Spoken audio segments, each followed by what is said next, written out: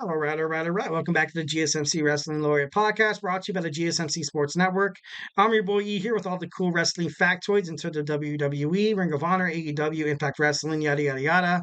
But let's go ahead and first we're going to talk about what we talked about real quick. I had my boy Nelson from the GSMC Basketball Network. We talked about our WWE SmackDown preview. We talked about our WrestleMania going international. We also talked about our I talked about my Thursday Night Wrestling review. So, it was pretty dope. Absolutely pretty dope to have Nelson on. But let's go ahead and jump on into this fourth segment. We have the Ultimate King of the Ring in a recent podcast, I think that I did on Tuesday, where I narrowed down.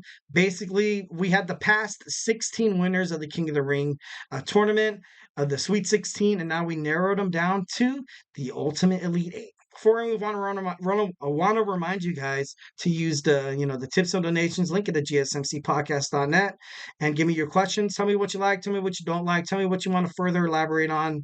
Most importantly, tell me about how you think about this Elite Eight. Tell me who you think the ultimate King of the Ring is in history. Of course, within the last 16 winners. So take it easy on me. So let's go ahead and jump on into that is round two. So we have round two. We have King Woods. King Woods moved on.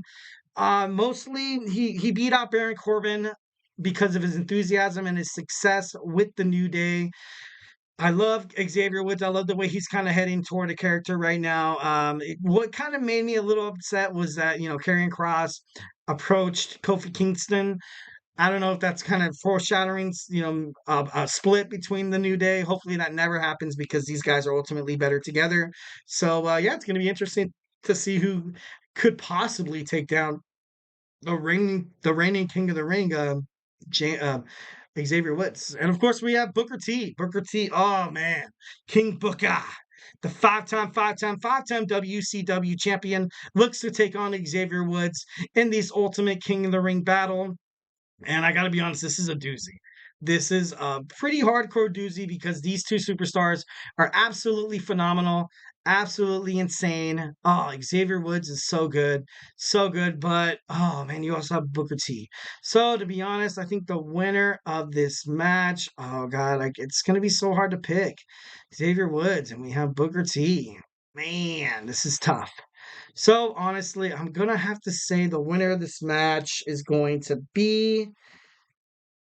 Oh man, oh god, it's so hard. It's so hard, but I'm gonna say Booker T. My man Booker T is moving on to the semifinals. My man Booker T. Can you dig it, sucker? Which it's pretty badass, absolutely awesome. Sorry for yelling in your guys' ear, but he's a fucking legend, Mike. He's a fucking legend. All right, next we have Edge, the rated R superstar. Oh god, he ultimately beat out Brock Lesnar because of how success he was. As soon as kind of like he left the tag team of Edge and Christian, everybody kind of thought he was dead in the water, but he was able to win the World Heavyweight Championship, the WWE Championship, the Royal Rumble twice, and this guy's hot on the market. So who's he going against? Ooh, the Olympic gold medalist, Kurt Angle. Ooh, oh man, this is a good one. This is a good one. Oh man, shoots. Kurt Angle is an actually and I'm not trying to throw shade on like Edge because he didn't participate in like actual wrestling and stuff like that. But Edge has a huge, passion for the business, and he's done so well in AEW. Adam Copeland, but Kurt Angle has also done well outside of the WWE, and it's just something that Edge often used. A lot of tactics and Lita, of course, to kind of help cheat to win his matches. But oh man, this is kind of hard. This is kind of hard because both these guys are the definite definition of the ultimate opportunistic person. Edge obviously won, a championship with the Money in the Bank that he won himself, and also that he beat from Ken Kennedy. And but Kurt Angle, you can't ignore Kurt Angle in the ring and outside of the ring. So to be brutally honest, I think the winner of this match would be just basically kind of based on kind of had both of them kind of had their neck injuries. both kind of stepped away from WWE. Edge was forced to retire, but I think the winner of this match is going to be the Rated R Superstar Edge. I think Edge definitely moves on. I can see him definitely being in this final spot. He's in the semifinals against Booker T. Definitely love that. So, yeah, let's go ahead and move on. We have our next match between Paul Levesque. We have Paul Levesque, the CCO of WWE right now. Interested to kind of find out who he fights against because honestly, out of everything Triple H has accomplished, it's going to be pretty hard. And of course, the guy who's going to fight him is Stone Cold Steve Austin. Oh, an actual feud in and outside of the ring and also on my podcast. Thank you, Stone Cold Steve Austin. Thank you, Triple H, for making my job a lot harder because, both of you guys I absolutely loved in the Attitude Era. Stone Cold Steve Austin's career was kind of cut short because of his neck injury, but before that, this guy was hot. Man, this guy was absolutely going crazy with his feud with Vince McMahon. Oh man, he won the King of the Ring. He won the WWE Championship. He beat the Undertaker. He beat his accolades before he got injured, and he was forced to. Oh god, whoo! Talk about a hard decision. Talk about a hard decision. But honestly, I'm gonna go ahead and say the winner of this match is. I'm not trying to play favorites because he's my favorite. Triple H. Triple H is gonna go ahead and move on to the semifinals. And let's see who will meet the guy. So kind of sucks for Stone Cold Steve Austin. My respects to Stone Cold Steve Austin. So we have our final match. We have Bret the Hitman Hart. Bret the Hitman Hart, definitely one of the best technical wrestlers in WWF/WWE history. He also went to WCW where, he kind of got injured in a match against Goldberg because Goldberg doesn't know how to put on good matchups. So not throwing shit on Goldberg, but it's true. But this guy, Bret Hart, he's definitely had a lot of accomplishments. He's definitely been one of the best submission wrestlers, definitely in terms of tactical wrestling. Love Bret Hart. But the best thing about Bret Hart was if you're the other wrestler, you just know that stepping in the ring with him, he's a professional.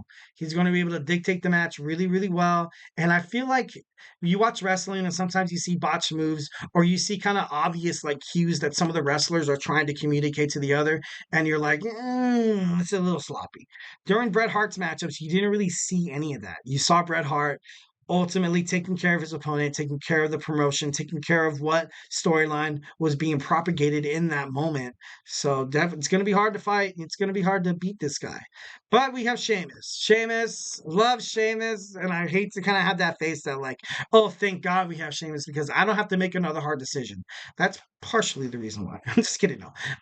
Bret Hart, in terms, against Sheamus. I'm sorry, love the Celtic Warrior, but the winner of this match, and that's going to face Paul Levesque, is going to be Bret, the Hitman Hart. So we have the best there is, the best there was, and the best there ever will be against the Cerebral Assassin, the King of Kings, the best. I'm just kidding.